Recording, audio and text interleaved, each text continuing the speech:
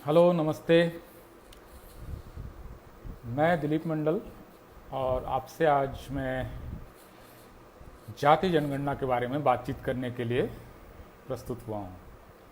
और ये जो विषय है, इस पर टॉक ऑर्गेनाइज करने के लिए ऑल इंडिया स्टूडेंट एसोसिएशन का बहुत बहुत धन्यवाद, आभार कि खास करके ऐसे दिन में जिस दिन आज से 30 साल पहले मंडल कमीशन की रिपोर्ट लागू हुई थी, 7 अगस्त 1990 टू बी प्रिसाइज, ऐसे दिन पर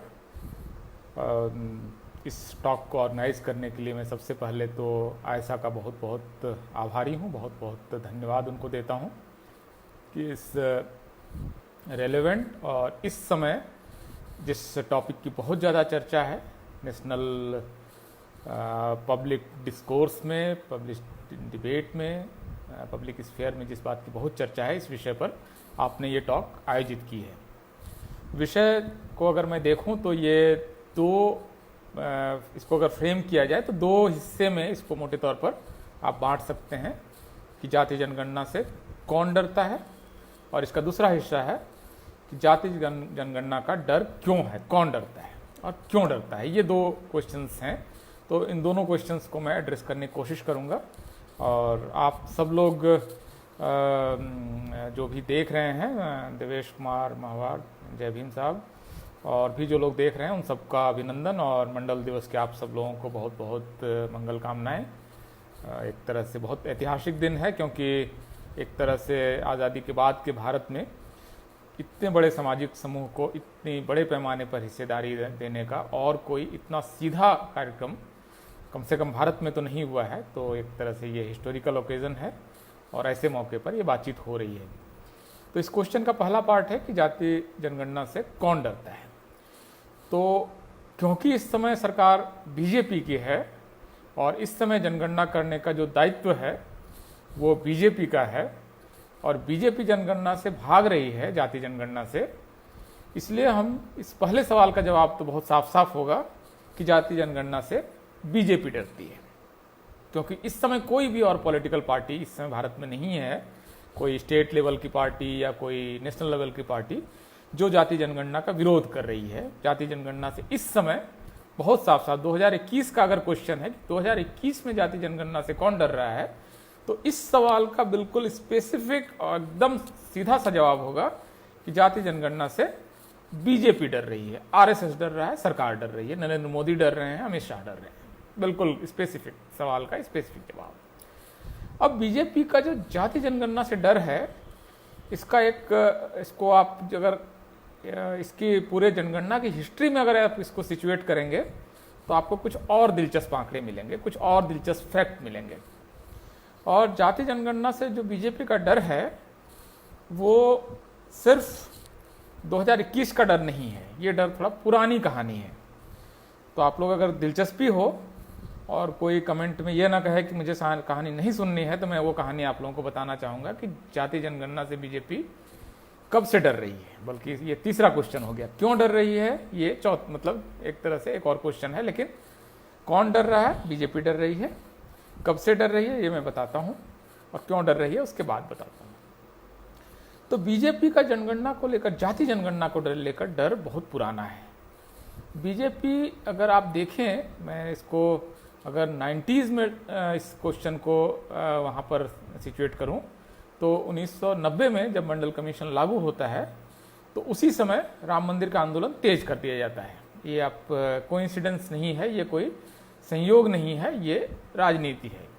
बीजेपी को लगता है कि खास करके ओबीसी के एक हिस्से को राम मंदिर के नाम पर हम अपने साथ ले सकते हैं, और इसलिए बीजेपी उस समय ओबीसी लीडरशिप को आप देखेंगे बहुत तेजी से आगे बढ़ाती है।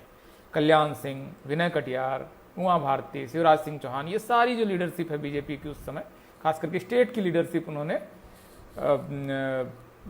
ओबीसी नेताओं को सौंप दी, क्योंकि उनको ये लग रहा था कि बड़ा सोशल ग्रुप है और इसके बगैर बीजेपी का कुछ होना जाना नहीं।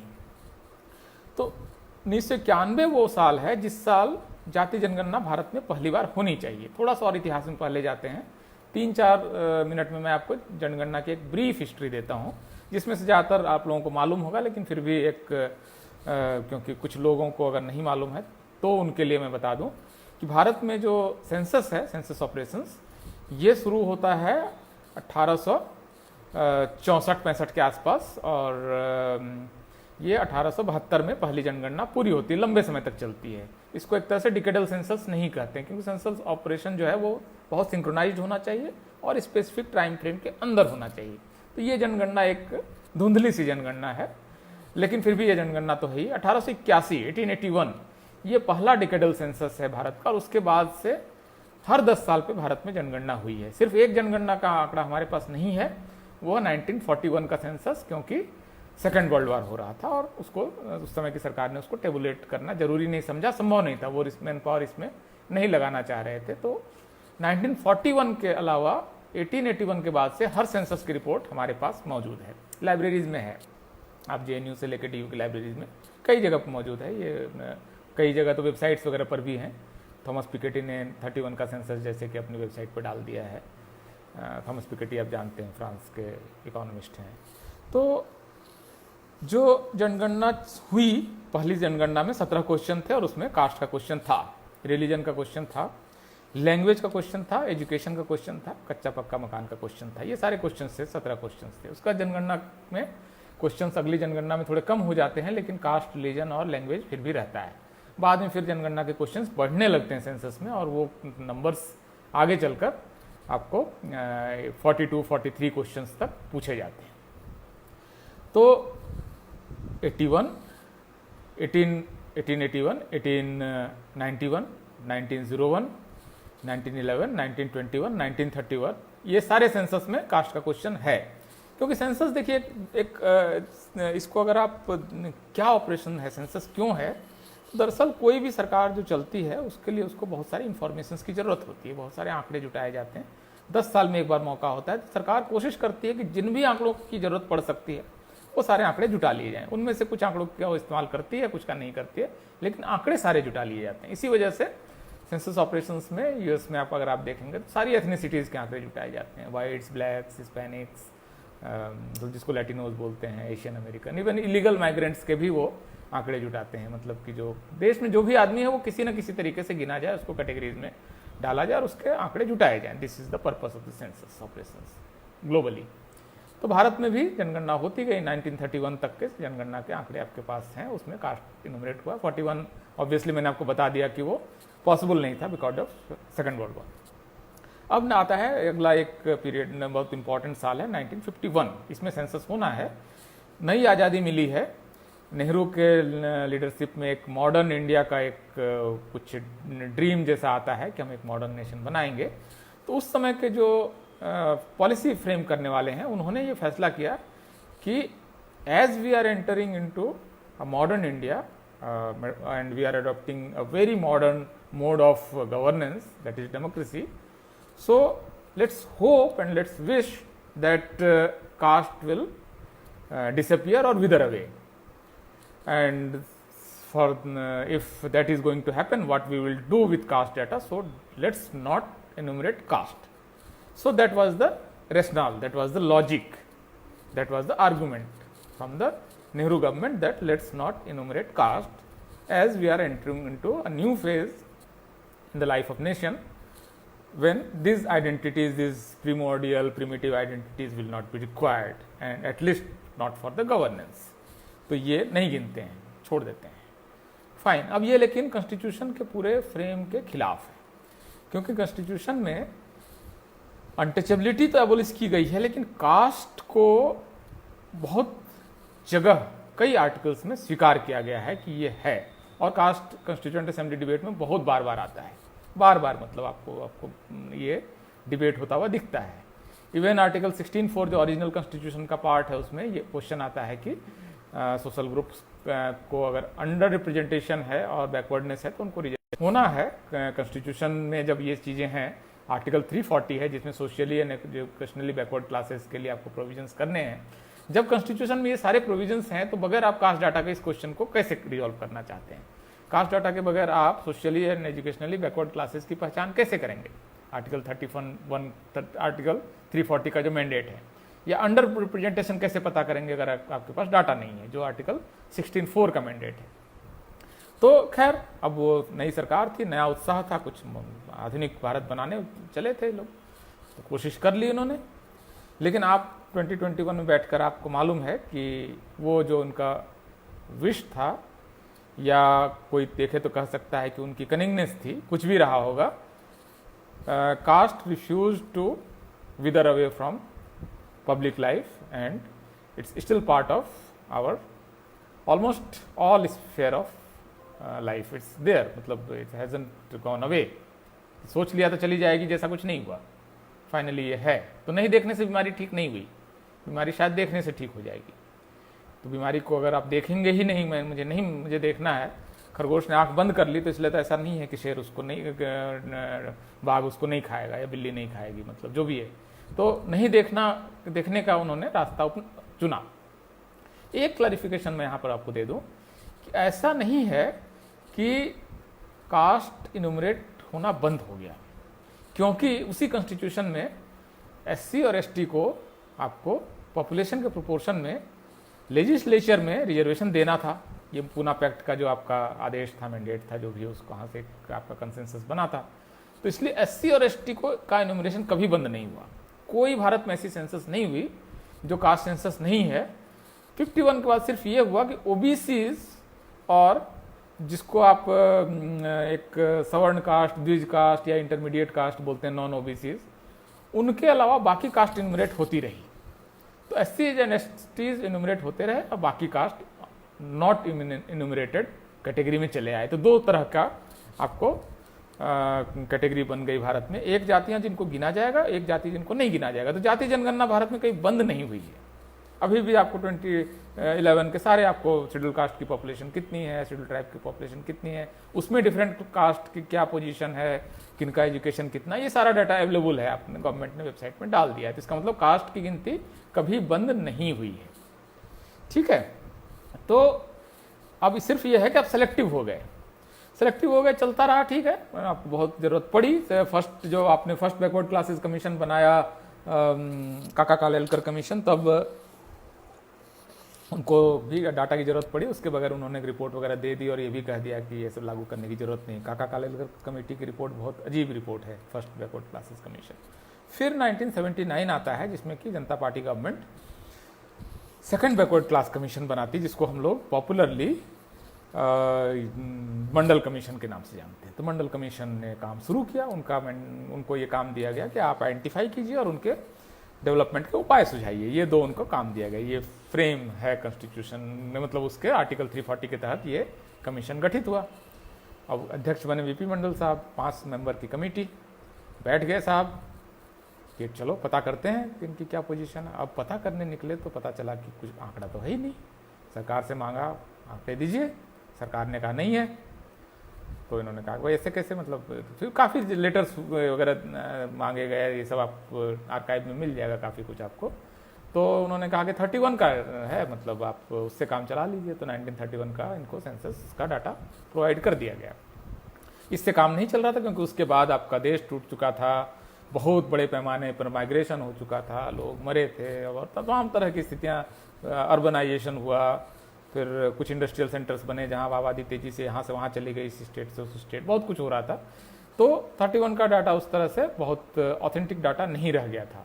कुछ आपको सेंस मिल सकता है कि किस जाति की मोटे तौर पे क्या संख्या रही होगी किसी इलाके में जहाँ माइग्रेशन खास करके नहीं हुआ, बंगाल और पंजाब और उनको छोड़ के। तो बाकी जगह का एक मोटा अंदाजा तो मिलता है कि कितनी आबादी रही होगी, लेकिन एग्जैक्ट डाटा नहीं मिलता है। और बाकी डाटा तो कतई नहीं मिलता। एजुकेशनल अटेनमेंट 1931 का डाटा आप क्या करेंगे आज की तारीख में कि एक्स कास्ट जो है वो उसका एजुकेशन कितना है और कितने इलिटरेट्स हैं। 1931 के सेंसस से तो इसको आप नहीं पता कर सकते हैं, चीज़ें बहुत बदल चुकी हैं। कितने के पास कच्चा मकान है, पक्का मकान है, इस डाटा का आप 1931 से क्या करेंगे, आप कैसे कोलेट करेंगे। तो ये प्रॉब्लम असल में आई। तो मंडल कमीशन ने कहा कि बहुत दिक्कत आ रही है, बहुत प्रॉब्लम आ रही है, कैसे बनाए। फिर उन्होंने कुछ छोटे मोटे सर्वे कराए, कुछ सोशियोलॉजिस्ट वगैरह एंथ्रोपोलॉजिस्ट की मीटिंग की, सेमिनार कराया, लोगों से पिटीशन मांगे, खुद भी जाके थोड़ी बहुत इधर उधर स्टेट में गए, पता किया। एक उन्होंने मोटे तौर पर 52% ओबीसी पॉपुलेशन बता के उन्होंने उसकी लिस्टिंग कर दी कि ये जातियां जो हैं ये ओबीसीज में आती हैं रिपोर्ट के हिसाब से, और सरकार इसको लागू कर ले। और 41 सिफारिशें कर दी गई मोस्ट प्रॉब्ली 41 एग्जैक्ट नंबर मेरे पास होगा, लेकिन मुझे देखना पड़ेगा। तो रिपोर्ट सौंप दी उन्होंने। अब रिपोर्ट आ गई और फिर उस समय कांग्रेस की गवर्नमेंट थी, वो फिर पड़ी रही रिपोर्ट उसी तरह से बहुत लंबे समय तक, उस पर कोई काम नहीं हुआ। फाइनली वीपी सिंह की गवर्नमेंट आती है और उन्होंने, मैं एक मिनट देख रहा हूँ टोटल कितनी सिफारिशें हैं मेरे अपने लिए भी, 40 और 40 के अंदर भी कई सब मतलब सेक्शंस हैं। 40 तो मोटे तौर पर 40 सिफारिशें हैं मंडल कमीशन की। तो वीपी सिंह ने उस मंडल कमीशन का एक सिफारिश की, सरकारी नौकरियों में 27% ओबीसी को 27% आरक्षण मिलना चाहिए। इसको मंडल कमीशन की रिपोर्ट के एक सिफारिश वीपी सिंह ने लागू कर दिया। आप जानते हैं उसके देश में कितना बवाल मचा, मतलब दिल्ली शहर में 300-400 डीटीसी की बसें, सरकारी बसें जलाई गई, हजारों करोड़ की प्रॉपर्टी जली, एक केंद्रीय मंत्री रामविलास पासवान के घर में आग लगा दी गई, 12 या 13 स्टूडेंट्स ने सुसाइड किया, कई लोगों को ज़बरदस्ती जला दिया गया। देश भर में, चंडीगढ़ बहुत बड़ा सेंटर था, वहाँ भी बहुत आगजनी हुई, मतलब हजारों करोड़ का नुकसान हो गया। और अल्टीमेटली फिर कोर्ट वगैरह सब करते करते ये लागू हो गया मंडल कमीशन। उसका दूसरा सेक्शन, एक और सेक्शन 2006 में अर्जुन सिंह ने लागू कर दिया, जब हायर एजुकेशन ओबीसी रिजर्वेशन, तो ये हो गया। लेकिन मंडल कमीशन ने अपनी रिपोर्ट के पहले ही पन्ने पर कहा कि कास्ट डाटा के बगैर इस काम को करना बहुत मुश्किल था, उसकी ऑथेंटिसिटी भी उस तरह से थोड़ा सा मतलब प्रॉब्लमेटिक है, तो अगली जो भी जनगणना उसमें जाति जनगणना करा ली जाए। अब 1991 का समय था, लेकिन बीजेपी ने तब तक सरकार गिरा दी, मंडल यात्रा वगैरह, वही मंदिर यात्रा वगैरह निकाल दी, राम मंदिर यात्रा वगैरह, आपको पता है वो हिस्ट्री में, डिटेल में नहीं बता रहा हूँ, बहुत अभी के ताज़ा इतिहास है। फिर 2001 का एक मौका था जब जाति जनगणना हो सकती थी, उससे ठीक पहले देवगौड़ा की सरकार थी, उन्होंने कैबिनेट से बाकायदा प्रस्ताव पारित करके भेज दिया कि हाँ जाति जनगणना करा लीजिए। लेकिन अटल बिहारी वाजपेयी की सरकार आई, गृह मंत्री लालकृष्ण आडवाणी थे, उन्होंने कहा कि नहीं, जाति की जनगणना नहीं करा सकते, नहीं हो पाएगा। तो बीजेपी ने 2001 की जनगणना भी खराब कर दी, उन्होंने भी उसको भी वहाँ नहीं होने दिया, और इस तरह से 2001 भी निकल गया। फिर 10 साल बीते। 2011 में मौका था कि जाति जनगणना कराई जा सकती थी, उससे ठीक पहले 2010 में पार्लियामेंट में एक डिबेट होती है, 6-7 जून 2010 लोकसभा में, लगभग 40 स्पीकर हैं, सभी पार्टियां इस बात पर सहमत हो जाती हैं कि अब करा लेना चाहिए, because we have so many policies for the OBCs and other caste categories, so let's have that data. हम बगैर डाटा को कैसे बताएंगे कि किस स्टेट को ओबीसी फंड कितना दिया जाए, ओबीसी का आंकड़ा ही नहीं है, तो या ओबीसी डेवलपमेंट फंड में कितना पैसा डाला जाए, ओबीसी को कितनी स्कॉलरशिप दी जाए, ये सारे सवाल दिक्कत हो रहा था। तो उन्होंने कहा कि सारे पार्टियों ने कहा कि करा लेते हैं। मनमोहन सिंह ने आश्वासन भी दे दिया, लेकिन उसमें प्रणब मुखर्जी थोड़ा खेल कर गए। प्रणब मुखर्जी उस समय ग्रुप ऑफ मिनिस्टर्स के चेयरपर्सन बनाए गए, जिसको इस पर विचार करना था, और उन्होंने कहा कि सेंसस हो जाने देते हैं, डिकेडल सेंसस, कास्ट अलग से इन्यूमरेट कर लेंगे। तो इस तरह से जाति का सवाल जो है वो जनगणना, जो डिकेडल सेंसस है 10 साल की जनगणना है, उससे बाहर निकल गया, और इन्होंने सोशियो इकोनॉमिक कास्ट सेंसस शुरू करा दिया, 3,500 करोड़ रुपये का बजट सेंक्शन कर दिया। अब वो जनगणना चलती रही, बीजेपी की सरकार के समय में वो जनगणना पूरी हुई 2015 में। अब बीजेपी का उस मौका था कि इस रिपोर्ट को जारी कर दे, लेकिन एक दिन अचानक अरुण जेटली आते हैं दिल्ली में, प्रेस कॉन्फ्रेंस करते हैं और बोलते हैं कि इसमें बहुत ज़्यादा गलतियां हैं, ये रिपोर्ट हम जारी नहीं कर सकते हैं। एक कमेटी बनाई जाती है, अरविंद पनगड़िया कमेटी, नीति आयोग के डिप्टी चेयरपर्सन, ये देखेंगे, ये ठीक करेंगे।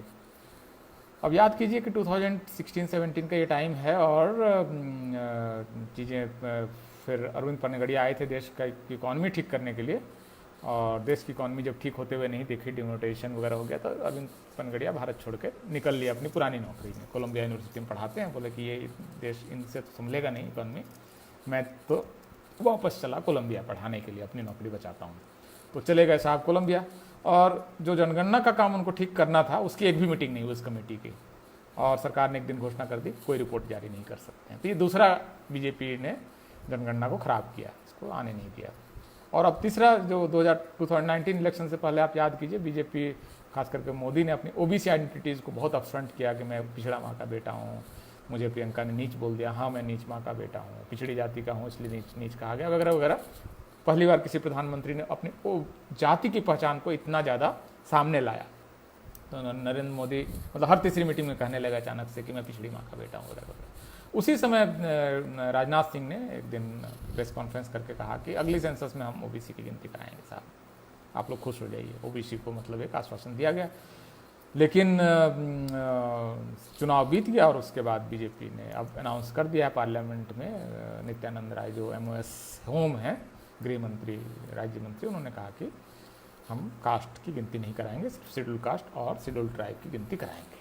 अब हम यहाँ पर खड़े हैं। तो इस तरह से 3 जनगणनाएं ऐसी हैं जो बीजेपी खराब करने वाली है और इसकी वजह से पॉलिसीज़ में बहुत दिक्कत आने वाली है। अब इस क्वेश्चन का आखिरी पार्ट, इस पूरे टॉक का आखिरी पार्ट, क्यों डर रही है?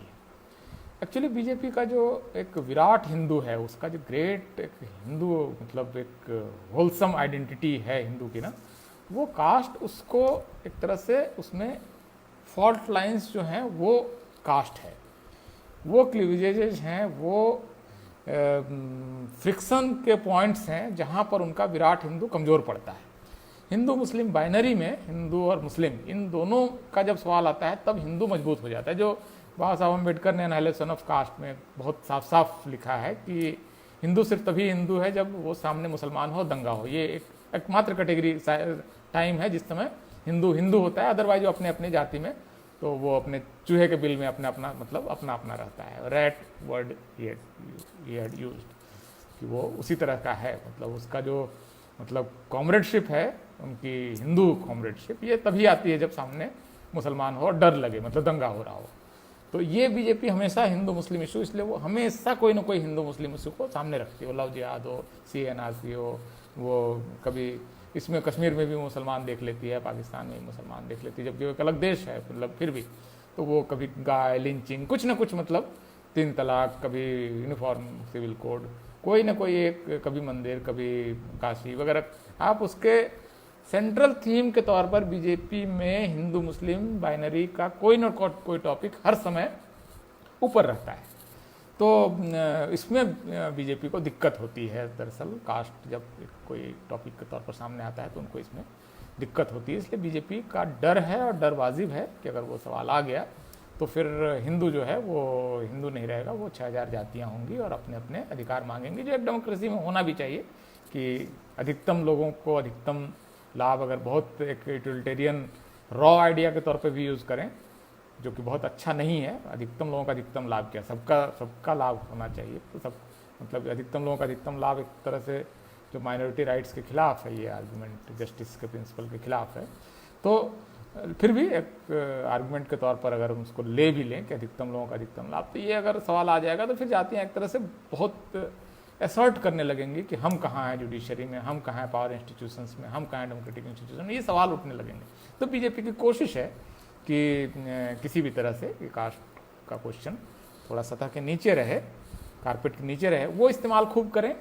वो ओबीसी के मंत्री बनाएं और वो प्रधानमंत्री बाकायदा अनाउंस करे कि इतने हमने ओबीसी मंत्री बना दिए और इसको लोकसभा में लोगों ने इंट्रोड्यूस नहीं करने दिया, और हमने पिछड़ों के लिए कितना किया। आज भी उन्होंने कुछ ट्वीट किया कि हमने पिछड़ों के लिए कुछ किया। तो वो जितना कास्ट को इस्तेमाल करना चाहते हैं उतनी दूर तक तो कास्ट ठीक है, लेकिन कास्ट जब भी फॉल्ट लाइन के तौर पर, एक फ्रिक्शन पॉइंट के तौर पर, एक डिफ्रेंशिएटर के तौर पर सामने आता है, एक अलगाव के आइडेंटिटी के तौर पर सामने आता है, तब इनको दिक्कत हो जाती है। इसलिए उनका कास्ट का जो डर है वो बहुत वाजिब डर है, और कास्ट ने एक तरह से कई बार इनको परेशान किया भी है।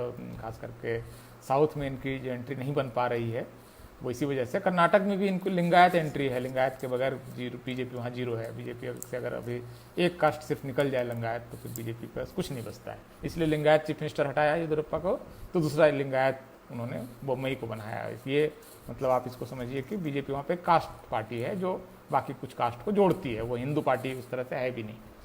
तो ये जो बीजेपी का डर है ये बहुत वाजिब डर है, और इसी वजह से बीजेपी नहीं चाहती है कि जाति की जनगणना हो।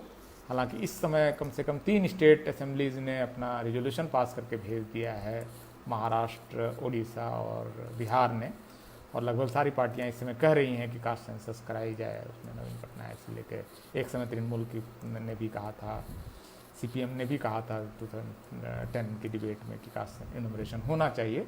तो एक लगभग नेशनल कंसेंसस अगर बीजेपी को आउट कर दें तो, लेकिन बीजेपी बड़ी पार्टी है, 300 से ज़्यादा मेंबर हैं, तो बाकी उनके बगैर कोई नेशनल कंसेंसस का कोई मतलब नहीं है। तो ये सिचुएशन है, यहाँ पर हम हैं, और इस बार बहुत ज़्यादा डिमांड है। बहुत सारे ओबीसीज़ के ऑर्गेनाइजेशन ये भी कह रहे हैं कि अगर कास्ट का कॉलम नहीं होगा तो हम जनगणना में पार्टिसिपेट नहीं करेंगे। अगर ये करते हैं तो फिर जनगणना अपने आप में ही मतलब एक मतलब वो फिर जनगणना हुई ही नहीं मतलब माना जाएगा, उसकी ऑथेंटिसिटी बहुत डाउटफुल हो जाएगी। तो ये कुल मिलाकर मामला है, और कोई स्पेसिफिक क्वेश्चन मुझे क्योंकि नहीं दिख रहा है, और इस तरह के डिस्कशंस में क्वेश्चंस लेने का कोई प्रोविज़न भी नहीं, कोई तरीका भी नहीं है, मैं आपको ऐड भी नहीं कर पा रहा हूँ। तो मोटे तौर पर मुझे इस समय इस टॉपिक पर यही कहना है, और आप सब लोगों ने, इतने सारे लोगों ने एक साथ मुझे धैर्य के साथ सुना, इसके लिए मैं आप सबका बहुत बहुत आभारी हूँ। और स्पेशली आयशा का बहुत आभार कि उन्होंने इस इशू पर एक डिस्कशन रखा और मुझे बोलने के लिए बुलाया। इसके लिए मैं उनका बहुत बहुत धन्यवाद अदा करता हूँ, बहुत बहुत शुक्रिया कहता हूँ, और आप सब लोगों को भी मैं बहुत बहुत धन्यवाद कहता हूँ। इसी के साथ मैं अपना ये जो मेरा वक्तव्य है इसको मैं समाप्त करता हूँ। बहुत बहुत शुक्रिया, धन्यवाद।